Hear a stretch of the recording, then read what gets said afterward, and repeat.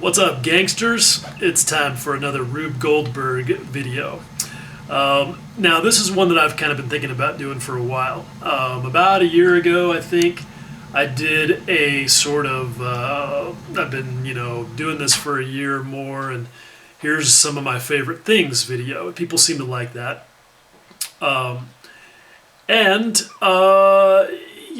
Things evolve. I find things I like better. I find new problems I want to solve, whatever the case may be. So some of those things that were my favorite a year ago are still my favorite. Some of them are not. And there are some new things. And since there was an inquiry in the Scale Modelers Critique group this morning about what guys are using, what are their favorites, what are the basic, what's a basic list of model making tools for somebody who's just getting into it, kind of list. I thought, hey, this is a good time to sort of revisit that. So we're going to go on a little workshop tour. Workshop being this roughly 60 square feet. So anyway, I'll try to keep it short, but I want to be thorough, because one thing I kind of hate is when people are like, oh yeah, you need to get some good sanders and a good knife and some good paintbrushes. Well, what does that mean exactly? So I'm not going to give you the specific Amazon or Hobby World USA links to each of these items, but I'm going to do my best to give you specifics that you could then go and take and use to obtain those things for yourself if you wanted to.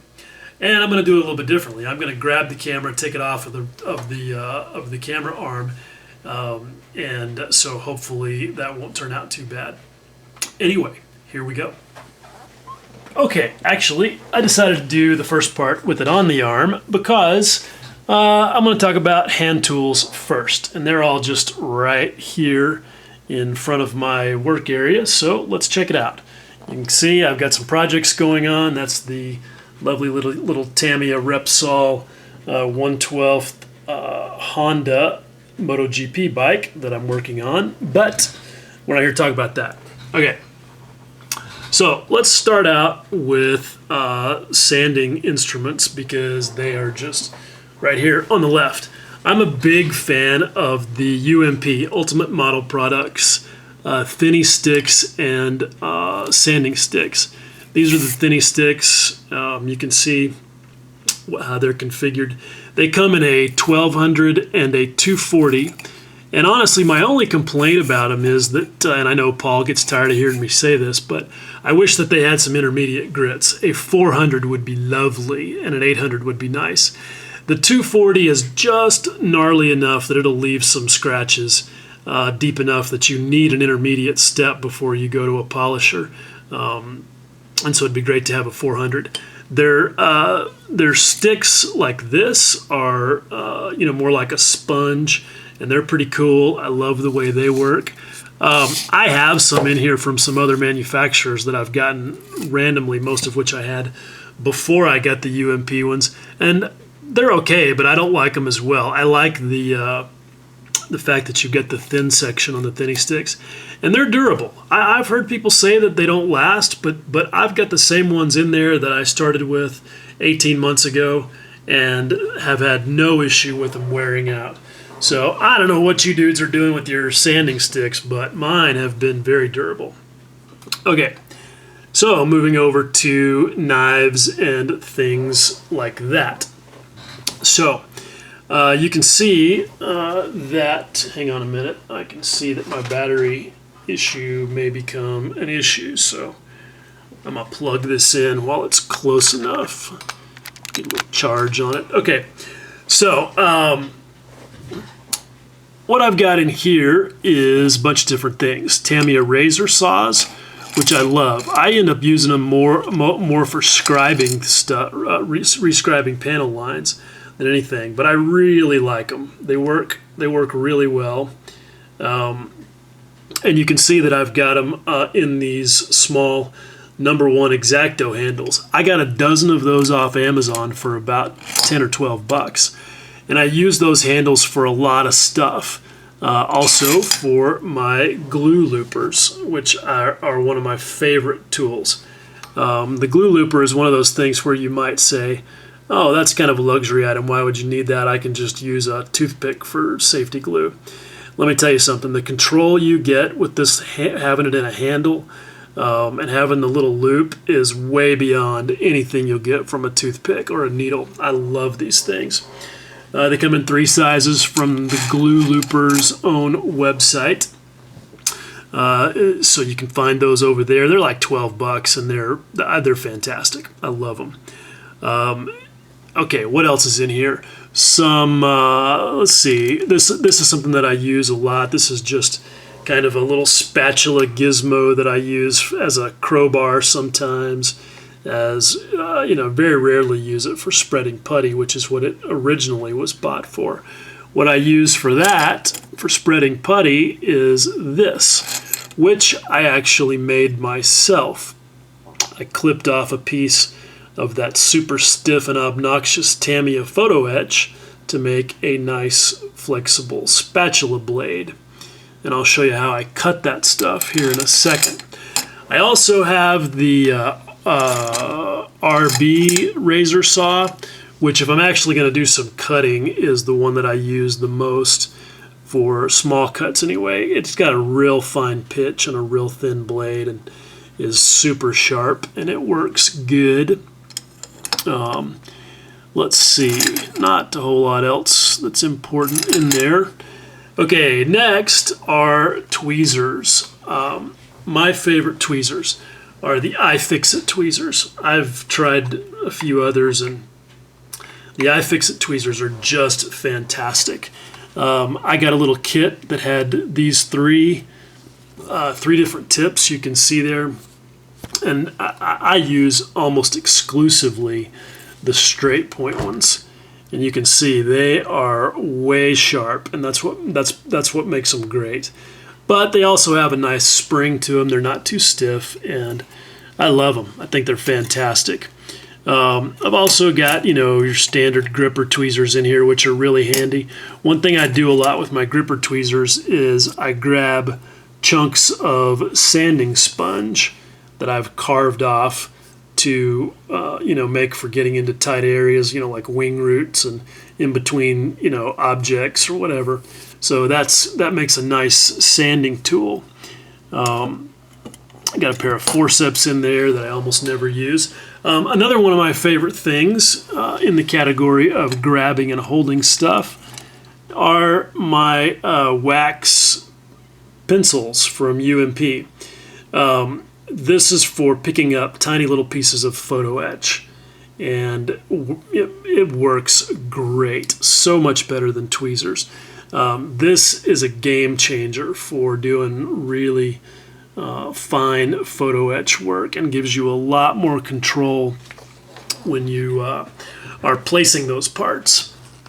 Okay, next little bit of stuff here is files and cutters. Okay, so one of my other favorite things is this 6-inch mill bastard file. A good, sharp, clean file like that is very, very useful. That thing will cut plastic like nobody's business, and when you really need a flat, planar cut, you need something rigid, whereas a sanding stick will flex some. So having a really good, sharp, clean file, I think, is an essential part of your toolkit. I also have this little diamond rat tail file that's pretty handy for cleaning out holes and things, and it's nice because it's on this cool handle. It's actually got a couple of other little bits inside the handle that I almost never use, but that is super handy. Now you can see that I've got an array of cutters here. The blue handled ones are my Xuron photo etch shears, which are fantastic. I use those for almost all of my photo etch cutting. I rarely use a blade for that because I just don't need to. I get really good cuts with the photo etch shears, and I don't have to worry about dulling an X-Acto knife blade, again, because that happens quickly with photo etch. Okay, then I've got a pair of just small wire cutters that I use for just utility purposes. I've got 2 sets of Xuron sprue cutters. They're straight, traditional ones, and the angled ones. And for a long time, I thought the Xurons were the cat's meow. I thought they were the best. But they did leave a little bit of a nub, and the reason is because they actually have a bit of a cross cut. And Xuron claims that that's there on purpose as a feature. I personally think it's just a way of justifying a bad manufacturing precision, because that crosscut might be good if you want a shearing action like you do with the photo etch cutters, but not when you're trying to get a sprue gate stub cut flush. So I use those now mostly for utility cutting.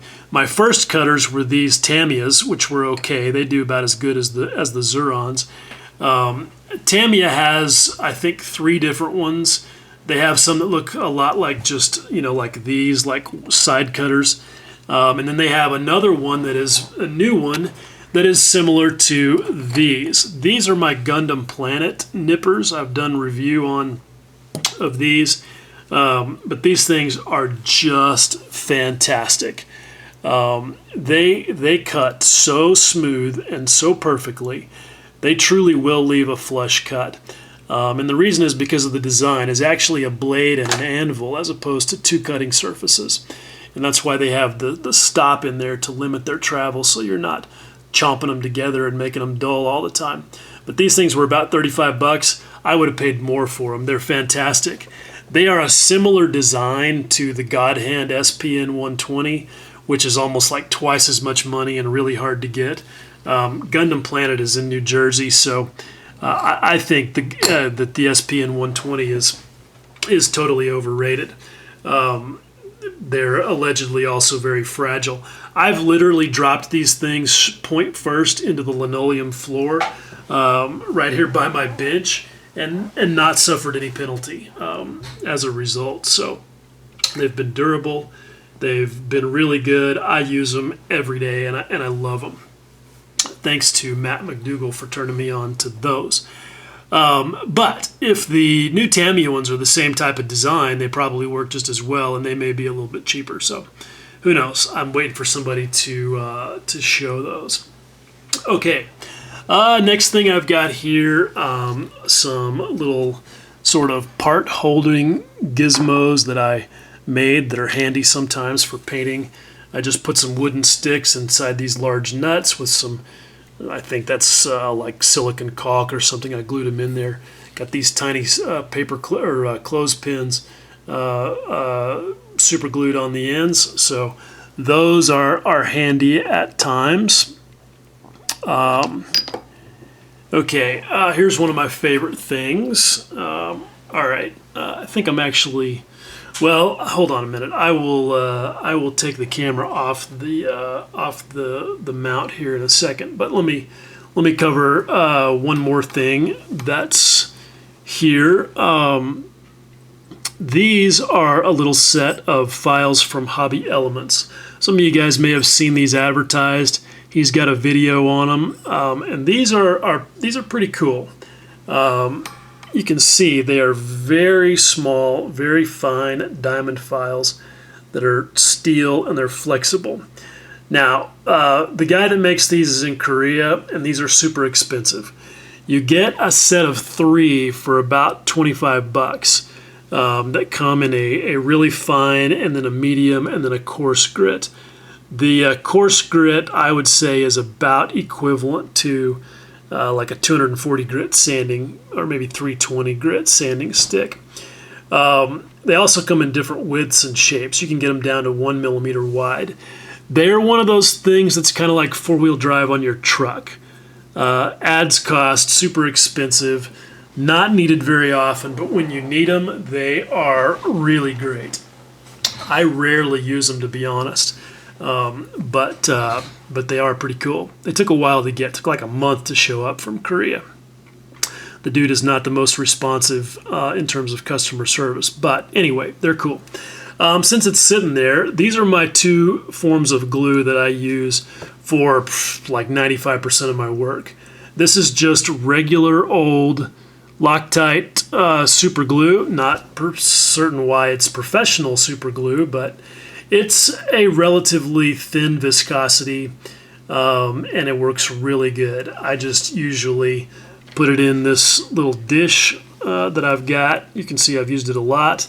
And then use my glue loopers to apply it, and it works good. Then you've got Tamiya Extra Thin, which is just my go-to stuff. I don't know how I ever built models when I was a kid using just regular Testors tube glue. Although I do have a tube of Testors tube glue in my drawer that I will pull out occasionally for some very specific uses, but this stuff is fantastic because it lets you, as most of you guys know, put the parts together and then wick the cement into the joint, and it's just much easier than gluing first and then assembling.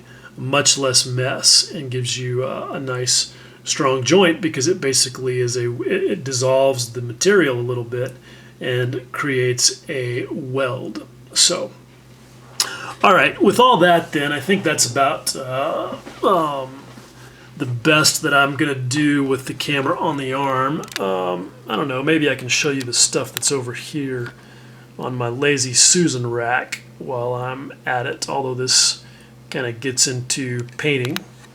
But the Lazy Susan is super handy. What I have here is regular old hardware store lacquer thinner I use for cleaning my airbrushes.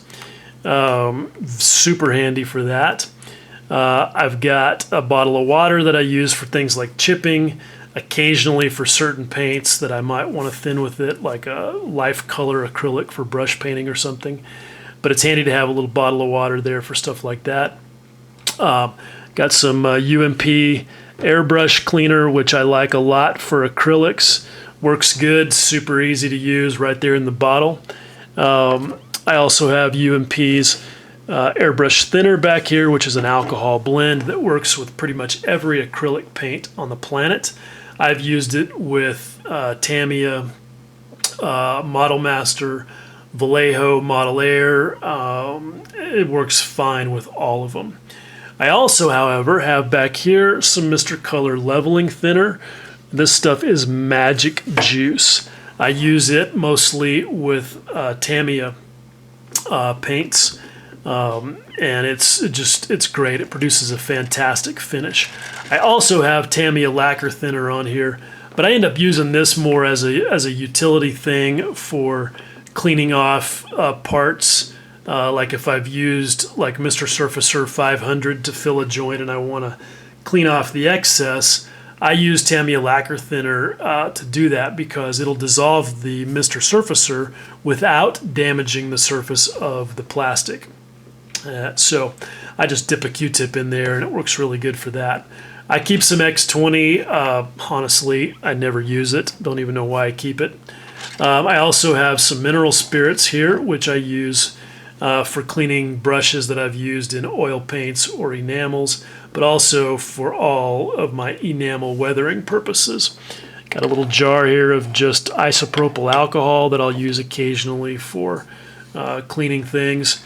This big squirt bottle in the middle here is Crud Cutter, which I will use sometimes for serious cleaning like acrylics, things like that. And then these are just, things that I use at my airbrush station. I buy like 100 pack of these droppers. They're fantastic for transferring paint and measuring. I'm a drop counter. I'm not going to tell you that there's an exact ratio that you should use for any particular paint, but I do like to be consistent with whatever ratios I use. And so I want, if I've decided that a 50-50 is a good ratio, like say for example I use Mr. Leveling Thinner 50-50 with Testors Dull Coat in the bottle.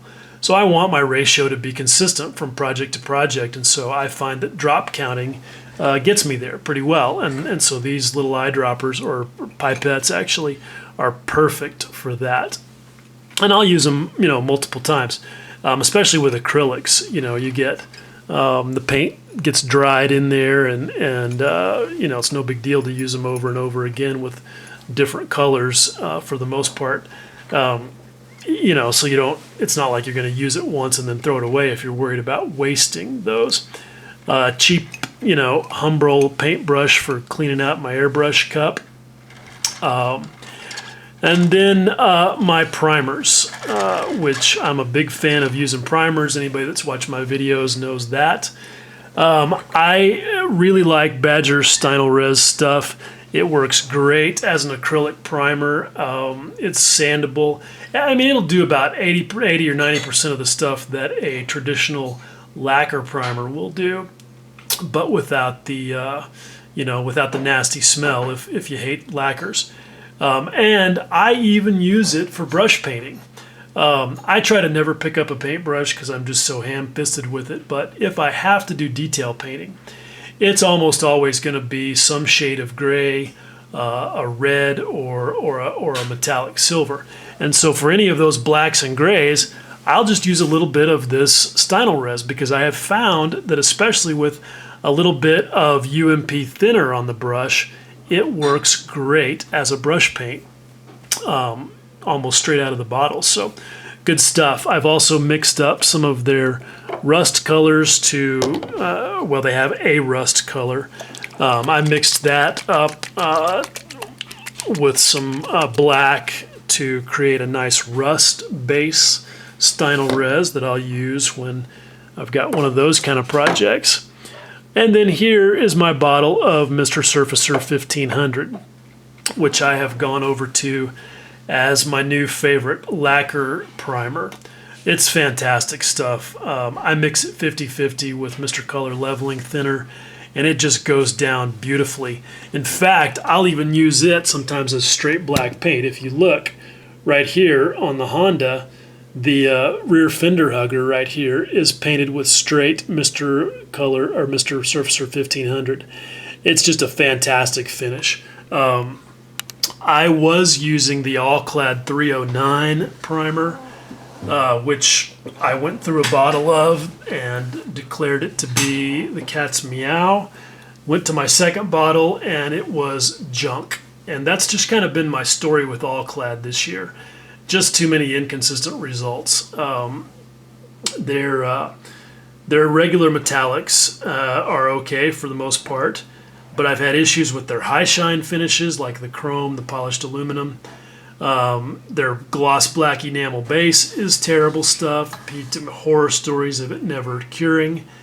Their clear enamels, that's their flat clear, their gloss clear, terrible stuff. You hear lots and lots of stories about it never clearing. In fact, the only one of their products that I consistently have had good luck with is the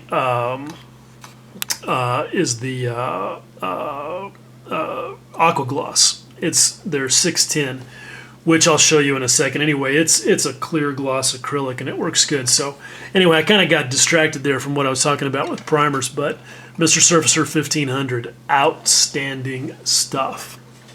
So let me, I guess maybe since I started talking about paint, we might as well talk about that. Here are paintbrushes, and I'll show you some more of those in a second, but these are my go-to brushes on a day-to-day basis. For a while I was using these FlexiFile brushes, but they're synthetic, they're super stiff, and I just grew to hate them, as well as FlexiFile's terrible customer service, and I quit buying them. And I use them now for utility things like spreading, putty or weathering or whatever. For my whatever brush painting I have to do, I have found these wonderful Colibri Red Sable detail brushes, which I like because they are super good quality. I've never used a Winsor & Newton Series 7, but it's hard for me to imagine how a paintbrush could be 3 times better than this one, and that it would have to be at the cost. I can get 3 of these for $25, whereas a single Series 7 costs $25. I've been using these for a year, and they've been fantastic. And I'm not easy on them. I use them for whatever I need to use them for: acrylics, lacquers, enamels, whatever. I clean them with lacquer thinner sometimes. You know, I just take care to put them away so that they are not getting mashed or anything. I got these from a place called Yellow Art House that unfortunately does not seem to be in business anymore. But there are other places you can find these, like Blick Art Supply, I believe, carries them. And they're super good. Can't say enough about how much I like these brushes. Again, Colibri Red Sable detail brushes. I've got 2 sets of them, and the number 2 is the one that I end up using probably the most because it's got a nice sharp point on it, but yet it's big enough to actually, you know, carry some material. So it's really good for just general purpose weathering. I'll show it to you here in a second. You can tell how much I use it by how filthy the handle is, but you can see it's got a nice sharp tip on it there, and it works really good. I use the 0 and the 2/0 for some of my detail work, but really to the point is so sharp on the 2/0 that you'd be amazed at what you can, at how, you know, how you can deal with small stuff, even with a brush that large. So, okay, let me, I'm going to pop the camera off of the mount here, and we'll go on to some different stuff. Okay, speaking of cameras and mounts, this camera is a JVC eVario. For those of you guys who are thinking about making videos, it cost me about $2 on Amazon, and it's proven to be a really good camera. I can just pop the card out of it and go plug it into my Mac and get on with video editing, which I hate. And it focuses up really close, as you can see, as long as it's got something, you know, to look at. I'm showing you this because this is how I mount it. This is Joby's little ball head, and then these parts, this swivel and this rod right here, are from a company called Small Rig. What I did is I just took a 1/4 inch bolt. You can see 1/4 20 bolt right there, cut the head off of it and screwed it into the end of this rod, and that's how I mounted into this microphone stand, which I got off of eBay for like $15, and it works great. I've got another mount over here by my spray booth, so I can move it over there if I want to take videos while I'm painting. Okay. Now, so where were we? We were talking about, all right, different things, paint brushes and so forth. But before I show you that, I want to show you another one of my favorite things. This is a 4-inch square of ultra-high molecular weight polyethylene, and I got it as a sample from a company that produces the stuff. And the reason I love it is because that is my little cutting board for, you know, cutting masking tape or whatever. And this is the same stuff that probably your kitchen cutting board, if you've ever gotten one of these things from like Walmart or whatever, is made from. And it's great because the surface is really tough and durable, but it's soft enough that it won't dull the blade of your hobby knife like a sheet of glass will. I see lots of people recommend using a sheet of glass as a cutting board, and that just blows my mind because that just makes your blade dull. And why would you want to do that? Speaking of blades, these are the hobby knives that I use for almost everything. The X-Acto number 2 handle is my favorite because it's large, and I keep the traditional number 2 blade in it. I also use the number 1 handle and a number 10 blade for when I want to do, like when I want to scrape like an ejector pin mark or something. The number 10 blade works really good for that. But I don't use it much for anything else because when I need a curved blade, I go to my scalpel. And that is a number 22 blade, which I love the shape of it. Works really good for, you know, trimming canopy masks, things like that need a real precise cut. And I got that handle for it off of Amazon for like $7. And, you know, it's not as fancy as the Swan Morton handle, but it's half the price. And for me, being much thicker and fatter, lots easier to control than that Swan Morton handle. So, highly recommend that. That scalpel is definitely one of my favorite things. You can see sitting right there, I just bought a new pin vise. And I've been through a couple of these and just never gotten satisfied with one. The reason I liked this one was because it has a keyless 3-jaw chuck, which I love because not only can I put any size bit in there without having to change the stupid collet, but even though all my drill bits have a 1/8 inch shank on them, I'll show you those here. Sometimes, even with a collet style pin vise, if you're using a larger bit, like say this 2mm one, it's hard to get enough grip on it with the collet. At least for me, I can't tighten them tight enough with my stupid fingers. So I like the keyless 3-jaw chuck. And speaking of drill bits, these are all of my daily use drill bits that I just keep in this, stupid little container. I get these from Drill Bits Unlimited, which are fantastic. They have all of these sizes of carbide circuit board drill bits that you could ever want, getting clear down to like 0.3mm, and they are super cheap. So even though they're very brittle, and trust me, I know I've broken quite a few of them, they're so cheap that what you can do is buy a pack of 10. And so I keep a lot of spares. I just ordered some new 0.7 and 0.8mm ones in, and I got 5 of each of those, and the total was like $8 for the 10 of them. So definitely, I highly recommend those guys. You can see back there, I know this is like really random, but these are some other tools that I use in my Proxxon. I use a cutoff disc occasionally for cutting like stainless steel tubing. I also will occasionally use, you can see the regular old Dremel a Dremel burr in there that I'll use for like if I've got to really hog out a bunch of material. You may be able to see down in here, let's see if I can uncover one. I also have got, there's one you can see kind of down there in the bottom. I use dental burrs. I just was at my dentist one day and asked him if he had some used ones, and he ended up giving me like 100 of them, like more than I'll need for an entire lifetime.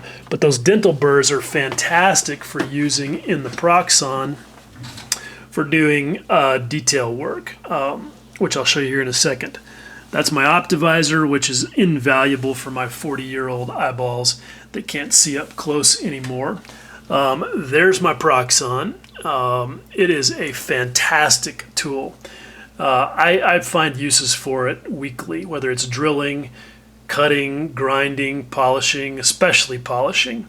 I use those yellow polishing wheels that you can get for cheap off Amazon. You get a bag of them for like $5. And I use the shit out of those things for polishing clear coats, canopies, whatever. And I'll show you the polishing material in a second. I also got the foot feed for the Proxxon, which is great. It's just an off-on switch. It doesn't control the speed. That happens with the little knob on the side there. But the foot feed is really handy, especially when you're drilling, because it lets you place the bit and then hit the power, as opposed to having to place it with the bit spinning. So get you a little bit more precision. When I really need to get stupid and do something, like milling or whatever, I bought the Proxxon drill press outfit and I got that one used off of Amazon as an open box item for like half the price, which is normally like $40. And then I got their little drill press vise, which is about $20. So I can use that as kind of a poor man's mill sometimes. If I need to really do a precision drill, then that's what I'll use to set that up. So very handy. This also is kind of, I guess, worth mentioning. I talked about cutting chunks off of sanding sponges, and that's where I keep all of those. Sometimes you just need a different shape for a particular hard-to-get place. This is one of my favorite things. This is a vertical file holder that I got for holding reference books, instruction sheets, reference photographs. Really handy for that sort of thing. Also, if I've got a kit that's got a bunch of sprues, I'll put the sprues in there, and that's also really handy. Another one of my favorite things is my Bisley cabinet from Container Store. Now, this thing was not cheap, but it has been very well worth the money that I spent on it. This is where I keep all kinds of stuff. Top drawer. Watercolor pencils. I've got a video all about using those. Paint brushes that I don't use on a daily basis. These are brushes that I use like for oil paint rendering, chipping, things like that. You can see some different unique brush heads in there. This one is called a Wisp. Matt McDougall just turned me on to that. It's fantastic for creating streaks, and I've also found is good for chipping. So just different styles and shapes. I also have my just super cheap junky ones in here for weathering purposes and things like that. Got some archival black ink pens that I got that come in some really small sizes. They're occasionally useful for detail work. Same with graphite pencils that I'll occasionally use for weathering things. So all good stuff in there. The next drawer is more hand tools. Okay, in here I've got some really important things, a couple of good sharp pairs of scissors. This is a spring-loaded pin vise that Ushi van der Rosten sells, and it's a good little piece of kit, but it just doesn't work for me that well. The next thing I've got here is my collection of scribing and riveting tools. This one is the one that Paul Budzik uses, and I like it. I think I got it from Micromark. It's nice because it's easy to resharpen. This is actually one of my Tamiya razor saws that I use a lot for rescribing. This is the Trumpeter P-Cutter style one that I use occasionally. This is the RB Productions one. It's not too bad. What I find is that each of these scribers behaves in a different way, and depending on what I want to do is how I'll choose one. Like this one makes a really skinny, thin line. This one makes a thicker line. Regardless, you can see that I've got this wad of two-part epoxy sculpting putty on it to kind of give me something to grab and make it easier to hold on to. That just helps me a lot for when I'm just I really need to make sure I'm not gonna slip. Sorry about this, guys. I'm gonna plug the charging cable in again. But anyway, I with my dexterity issues, I need everything I can get to give me an advantage in having control on tools like that. So making a little gripper thing is really helpful. Same thing with this awl that I use occasionally for creating small rivets or for scribing around the inside of a template like I've got here.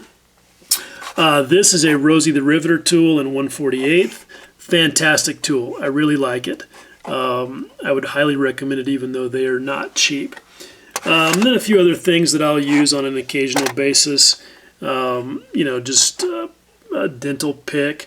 This is a fiberglass brush. You can get these off of Amazon. They're used for cleaning circuit boards, and they're occasionally helpful for weathering purposes. This is a trumpeter chisel that I will occasionally use. This is a set of inexpensive diamond files that I got off of Amazon. Honestly, they're not that great. I don't use them very much, but they do occasionally come in handy. They're just really kind of rough. Okay, next drawer is all manner of things that are used for masking or that lives on a roll, like my categorization method. So I've got this box of lead wire that I got from Bass Pro Shops, which is fantastic for detail work. And that box was like $20, and it's got like 9,000 feet of wire in it, so it's enough to last you for a long time. Masking tapes of different types. If you guys have watched any of my videos, you know I'm a big fan of the MT washi style tape, which MT, as far as we know, is who makes Tamiya stuff. It's actually a company called Kamoi Kakoshi, and you can see on the inside of this roll of 40 millimeter Tamiya tape that's what it says. We're not 100% certain that they make the narrower Tamiya tapes like the 1/4 inch, but I think it's a pretty fair bet that they do. They're washi style tapes, and washi just means it's rice paper tape, as opposed to that silly term kabuki that people have come up with. I don't even know where that came from, but kabuki means nothing in terms of tape. I mean, kabuki is Japanese dance theater, and they use masks, so I don't know, maybe that's why, but it's a silly term. Washi means rice paper, and that's what this tape is made out of. And it's largely, the stuff from MT is largely equivalent. I bought a set of like 6 or 8 colors of these. You can see it sitting back there on the shelf for like $12, which is much cheaper than paying $7 for a single roll of the Tamiya stuff. It's almost the same. It is a little bit stickier than the Tamiya stuff, I will have to say that, but still works very good, and I've used it a bunch with no problem. The white tape you see there is Tamiya's skinny vinyl tape for laying out curves, which is really good. It's similar to the 3M fine line tape, although maybe a little less aggressive in the adhesive department. This is the Aizu washi tape, which you can see is super, super skinny. And I love this stuff. It's one of my new favorite things as well. It's so nice to not have to cut strips of real thin tape when you need to mask something that's called for. And UMP sells this stuff. You can also get it through Hobby World USA, just like you can with just about all of UMP's products. Love it. This is a roll of the very hard to find Dymo, which is handy for scribing, but I don't use it very often because I found the High-Q scribing tape, which is way better. It's rigid enough to hold a straight line, but flexible enough that it'll conform over a curved surface. So I love this stuff. And you can get the High-Q tape from USA Gundam store, which is in Florida. And I apologize because I know a lot of you guys may be watching this don't live in the United States, but I do, and so my sources are all in the United States for the most part. You know, kind of is what it is. Panzer putty I use occasionally. It's a lot like silly putty, but it is more liquid, and it will do a great job of masking, but it also does a great job of flowing into every little nook and cranny, and that can be a problem sometimes. Can be very difficult to remove. I got a little X-Acto circle cutter there that I'll use occasionally for cutting circular masks, and then just some different types of wire that I will use occasionally for detail work. So this is a valuable drawer. I'm in and out of this drawer pretty much on the daily. Okay, next drawer is a good drawer as well. Lots of airbrushes in here, you can see, or lots for me. I mean, I'm no Gilbert Mondragon, but I do have, I think, 4 or 5 of them, which I'll use for different purposes. And actually, one of them Gil gave me, which is this Sotar 2020 from Badger, which is basically an illustrator's airbrush that's designed for inks and can, you know, paint like down to the eyelash. It's super cool, and he put the tall trigger on it for me, which makes it work even better. I've got my Iwata HPTH, which is a hand cannon. It's got a 0.5 millimeter needle in it, but it's fantastic. I love it. It's not cheap. It was about $250 from directly from a Japanese supplier, but one of the smartest purchases I ever made. I like the trigger style because of my dexterity issues. This is my Iwata HPM2, which is a little single action thing that's useful for things like clear coats and metallics. And then I've got the venerable Paschke, however you say it, Pache, whatever. That's the Paschke H. Is also very good. It's a siphon fed, but it's really good for blowing large amounts of clear. It comes with 3 different needle sizes, and trust me, one of them will work for you. This is where I keep my two UMM punch sets. He makes some different ones, but this one I really like. It's well designed because unlike some of the silly ones that I see out there where the punch is the guide, and so you end up with like a little, 1 millimeter stem of steel sticking out, like an inch, and that goes through the hole in the guide and is just waiting for you to bend it or snap it. He actually uses the body of the punch as a guide, and you can see all the holes in the guide are the same size. And then the hole that the punch goes through is just down there in the bottom. So much better engineered. The only thing I hate about it is that the top isn't clear. So you can't see where you're placing the punch. So it's great for just knocking out little round things from a sheet of styrene. But if you needed to punch out a disc in a specific location, like say you were going to punch out a instrument dial face decal from a decal sheet, impossible to do with this one because you can't see through it. So that's a problem I'm going to solve at some point. Got myself a set of inexpensive $20 digital calipers. These are very useful when you need to measure something. Some people look at stuff like this as overkill, but I have a little bit of a machine shop background, and I always find a use for those things. Okay, next drawer. Oil paints and fillers. And my number one go-to filler for the most part is this Bondo spot glazing compound. It's replaced all other forms of lacquer-based filler for me, like Tamiya or Squadron Green. This stuff is just great, and it's less expensive, and it performs better. Sands better, it's not as porous. The one thing that it's not good at is being scribed, but really no lacquer-based putty that I've ever used is, and so I don't recommend it for that. Candle for stretch and sprue, a little thing where I keep some pastel chalks in case I want to grind some of those up and use for weathering purposes. A Vallejo plastic putty, it's water-based. And I almost never use it. As rarely do I find a use for it.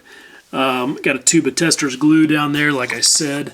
If I need a joint that's got to be really strong, and I know that the glue that if I use extra thin, the glue is going to set before I can put the thing together, then I will break out the Tester's tube glue. But only if the joint is really hidden. And it's a specific situation where that's called for. Okay, so next drawer. One of my favorite things. These are interdental brushes that I use for cleaning my airbrush. Very, very handy. The next thing you'll see there that's the Bondic dispenser. Bondic is fantastic stuff. If you haven't checked into it, it's great. It's a UV curing cement, and it's crystal clear. So it's very handy for things like canopies or making little light lenses, things like that. You could even be tempted to use it as a filler, but it is super hard, and you do not want to get caught trying to sand it. This is a beading tool set. You can see it's got a little handle there, and those beading tools all have different size points. Maybe you can kind of see what they look like. Those I use for making rivets. You just basically press them into the plastic, and it embosses a little round circle to represent a rivet very nicely. Now this is another pin vise that's got a collet in it. Not very good, but the one thing I do like about it is that it's got this ball on the end of it that spins independently from the rest of the pin vise. And that's the one thing that I don't like about this new one that I bought. It's got this little knob on the end that spins separately, but I can't get a grip on it. It's too small for my clumsy hands. So what I've done is I've ordered from Amazon a 2-inch diameter black plastic ball that I'm going to glue to the end of that thing and see if I can make it more like this one and hopefully work better for me. And if it does, it will be my perfect pin vise for the rare occasions when I need one. And then you got to love Amazon. Where else can you go and type in hard plastic ball and come up with something like that? It's great. As you can see, I've got some clamps in here. I use those when I need them. Got those yellow tipped ones are Zona clamps, which are nice. And then I've got these just straight up trigger style one-handed clamps in my stash of knife blades. And then my Zona razor saw, which I love. That's a 24 tooth per inch razor saw.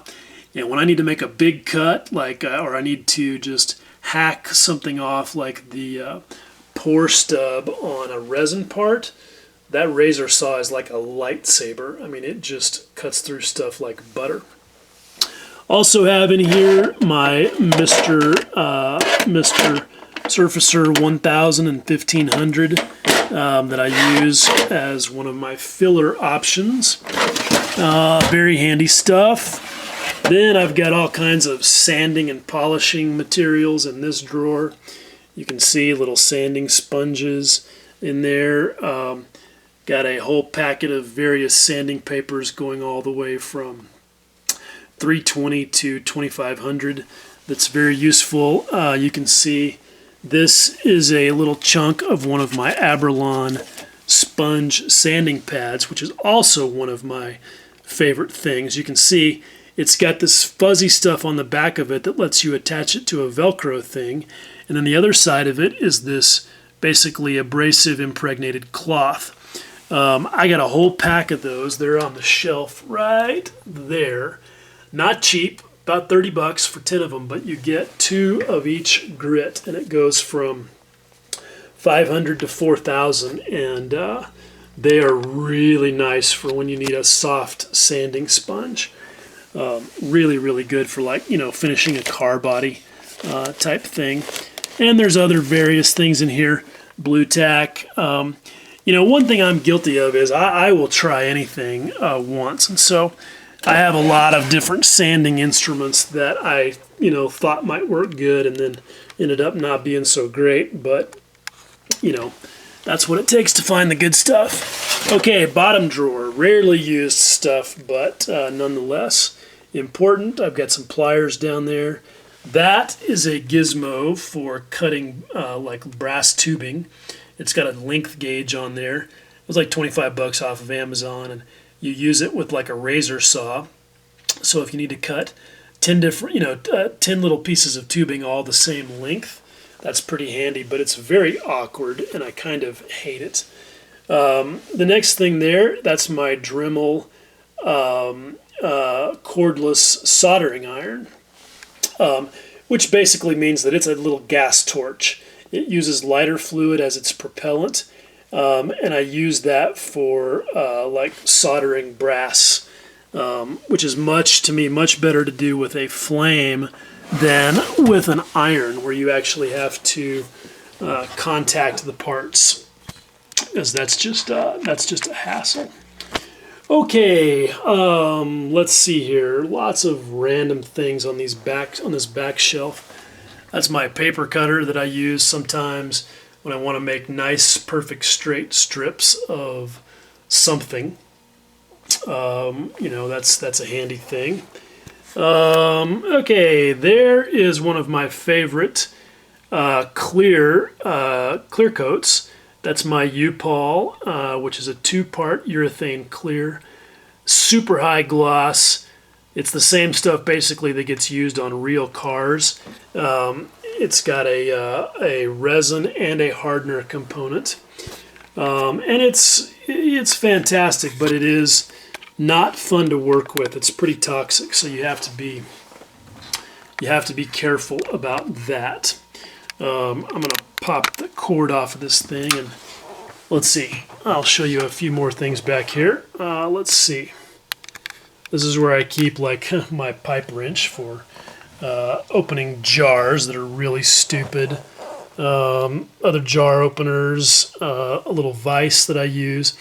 This is more important stuff. Things like Q-tips. Got to have some Q-tips. Pencil sharpener for sharpening my weathering watercolor pencils when I need them. Epoxy Sculpt. If you need a 2-part epoxy sculpting material, that stuff is fantastic. 5-minute epoxy, very handy for certain things. My ultra thin super glue from Bob Smith. as well as super glue debonder, a gel super glue. So I've got all three viscosities of super glue covered. This is a little blowtorch lighter that I use to clean super glue off of my glue loopers. I've got some sprue goo back there, which is just Tamiya extra thin with some chunks of sprue dissolved in it. I also have the Tamiya orange cap stuff, which is basically just a slower version of extra thin. It's a little bit thicker, and it's handy for some things. Also, some accelerator when you need a little quicker super glue setup. That's masking fluid that I use on occasion. I get that off of Amazon. That's good stuff, but it goes bad after about 6 months, and it's really annoying. I'd like to find a better alternative for that. My semi-famous anvil, which is very handy for some things. I actually got that as an inheritance from my uncle who died some years ago, and he was a railroad model maker, and so that's got a little bit of family significance for me, but I love my anvil. It is one of my favorite things. Just flip around here and so we can get a better look at some of that stuff because that's important. Decal solvent. Got to have some of that around. Solvacet is my favorite. I will occasionally use Microsol. Solvacet is really good. I mean, it's super strong. It is the decal hammer, and it will pound a Tamiya decal into panel lines like nobody's business. But it is too strong for some thin decals, like Cartograph, for example, are really thin. And that is my bottle of a jar of decal water right there behind it. And that's basically just water with a little bit of white vinegar mixed in with it. And I've had that same jar for like a year now. I don't bother heating it. I just use it straight out of that little jar, and it works great. I have no problems with my decal application. Then I've got some polishing materials. These are jeweler's rouges that I've really grown to like a lot because they don't make the mess that liquid polishing compounds like Novus do. It's basically just a bar of polishing compound. And you can see that Zam there is basically the same stuff. So what you do is you just take your polishing wheel and run it right there on the end of the bar that's exposed. You can see there on the Zam. And when you've got some collected on your polishing wheel, then you just go to work. And it doesn't fly all over the place like a liquid does. That back there is Tester's Dull Coat in the spray can, which most of you know is a lacquer. And that little can gun thing is like a $6 gizmo off of Amazon. And I love it because it makes it a lot easier to use the can. Truthfully, my fingers, being the way they are just not dexterous or strong enough to really reliably use a spray can. And so that thing is a great little gizmo for me to keep around. Okay, now we will get into what is basically a whole sort of section unto itself, and that's all my painting junk. I've got a drawer full of that type stuff right here. I keep regular hardware store lacquer thinner, mineral spirits, and turpentine for all kinds of thinning purposes. I keep some Windex in here. I've even got some Future, which I will occasionally use when I want a quick and easy, inexpensive gloss coat or a sealer for something like on a diorama. I've got various things like Flow Aid, retarder for acrylic paints, which honestly I don't have to use those things very much, even though I live in a very dry climate. You can see my stash of pipettes, little mixing cups, things I get off of Amazon to make life easier. Superfine 4/0 steel wool, which is fantastic as a finishing tool. Love that stuff. It's about equivalent to an 800 or 1200 grit sandpaper. A little bit of isopropyl alcohol. Again, I can get that off of Amazon. A couple of bottles for like $13. And it's good for like if you need to strip some paint, different things that you might have to do. Also, my spray mask, which I need to put back in the drawer. This is the 3M Basic Paint Rated Respirator. It's rated for both particulate and vapor, which is important if you're using, lacquers or urethanes or whatever. You got to have one of these if you're going to be, really blowing a lot of toxic chemicals. They're not that expensive, and they're definitely good insurance for your health. Okay, so when it comes to shooting paint, this is what I do. This is my other airbrush that I use mostly. That's an Iwata Neo. It's got a 0.35 millimeter needle, and it works great for just about everything I do. This honkin' monster is a Paschke 22-inch spray booth, and I got it because it moves a lot of air. Of all the ones where I could actually find a rating, this one was the highest. It's 250 CFM, cubic feet per minute. And you can see I've got it vented up to go out through the roof right there. And it does a good job. I like it. And I bought this from a guy that already had installed some lights in it, which was a super bonus because it's nice and bright in there. And that has made my ability to spray nasty things like 2K urethanes a lot better. This is the compressor I use. It's the Paschke D3000R, which has been super reliable. It wasn't super expensive. It was like 130 bucks. The only thing about it that sucked when I bought it was that the gauge was about 10 psi low. It was just a junky little gauge, and so I replaced that with this more accurate gauge. You can get these off of Amazon. It doesn't have to be liquid filled, but the key thing is that it's only a 60 psi gauge, so it works much better in the ranges that we work in. And all you have to do is get a reducer to go from a 1/4 inch NPT on the gauge to 1/8 inch NPT on the regulator itself. And that definitely was worthwhile. I just kept wondering why my airbrush didn't sound like it was blowing as hard as guys on YouTube that I was watching. And I started to figure out, hey, it's just not really blowing as much air as it says it is. And so I definitely sleep better at night knowing that I've got that figured out. Okay, so let's talk about paint itself. And this I could spend a lot of time on, so I'm not going to get into like super detail. I'm just going to tell you what I use. This is all my Tamiya stuff. If I had to pick a single paint, it would be Tamiya. They don't have a good color range, but they're relatively easy for me to get. And because you can thin it with everything from, Jack Daniels to jet fuel, it's just super well behaved. I thin it with Mr. Color Leveling Thinner most of the time, and I love it. I've got a few MIG ammo pigments in here.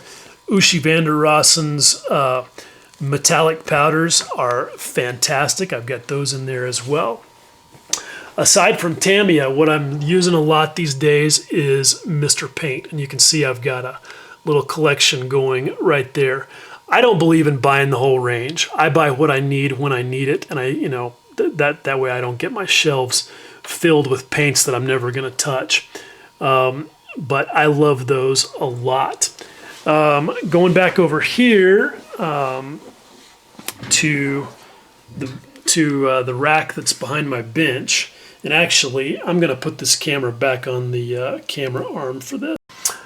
Okay, so here we go. Now that I've got this back on the camera arm, we can take a kind of a relaxed view of the materials that I've got up here on my paint shelves. I still have some all-clads, as you can see up there on top. I'm trying to get away from those, but they are what they are. I do still like the aqua gloss.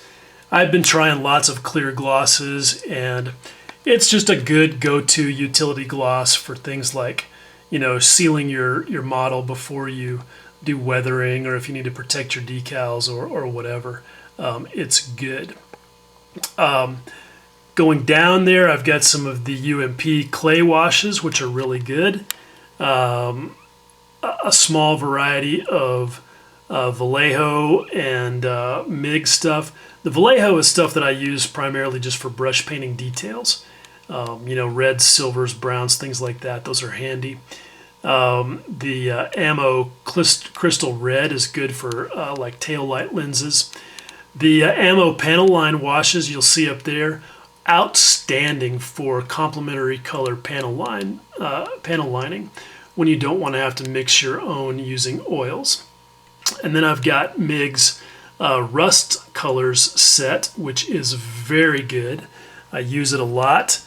You know, there are people who really hate on ammo for airbrushing, and you know, to be fair, that's the only one that I ever have used out of the airbrush, but I've had zero problems with it. I've squirted it out of the bottle and into the airbrush cup, and it's worked fantastic. So, but I also tend to use it more, you know, in a sponge or on a brush when I'm doing rust work.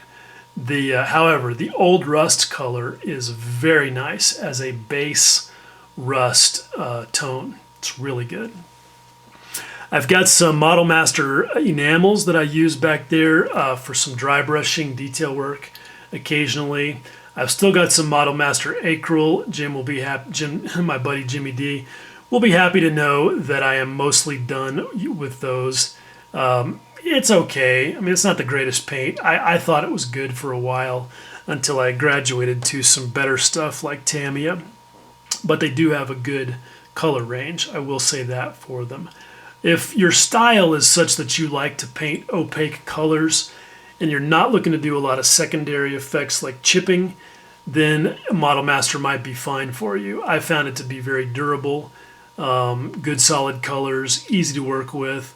But I hate their little jars with the metal top, like you can see there. That's why I have that stupid pipe wrench for getting those dumb things off. But anyway, then you can see I've got a lot of ammo weathering products, which I'm a big fan of. I've got some of his chipping fluids, a few of his enamel products like the rust streaks, the earth.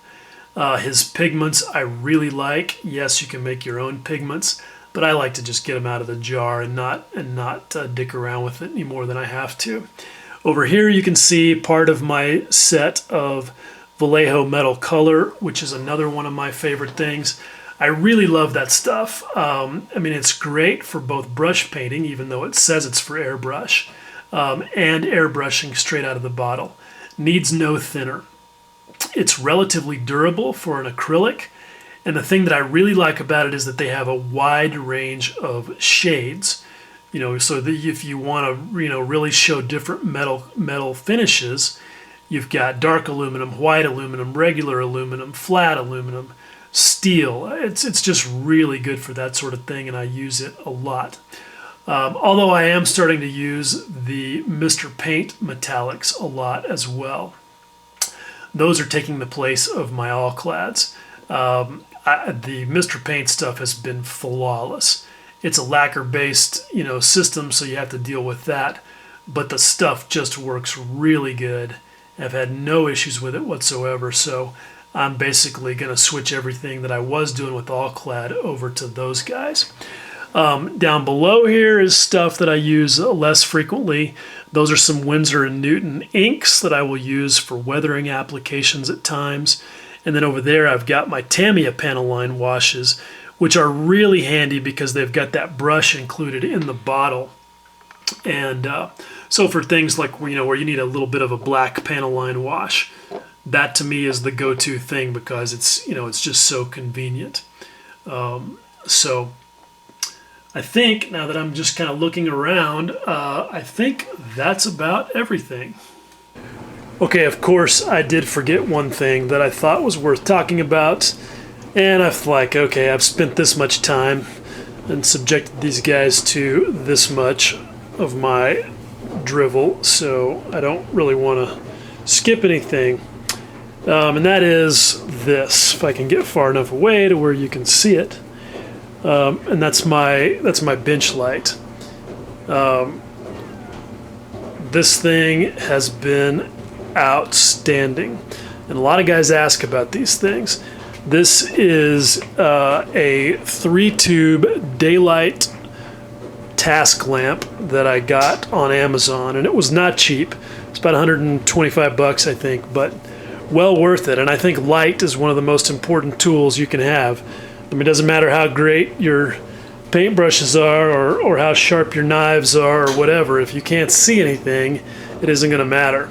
Now, I'm lucky because I've got this giant window right here by my workspace, and that gives me a lot of light in the daytime. But at night, this thing is great, and I like it even better than an overhead fixture because my shadows aren't constant. If I want to just shove that thing right down there on the bench and light something up really close, like if I'm going to take a picture, for example, then I can do that because of the flexible arm. So there you go. Didn't want to forget that.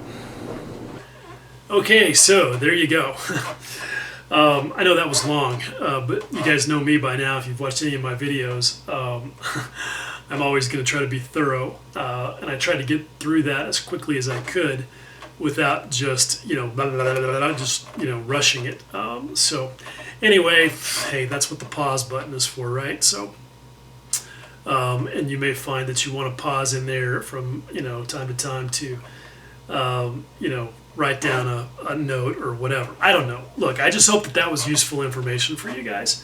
I am a total tool whore. I will buy and try, as you can see, just about anything and try it at least once in the effort to find something that's really effective for me.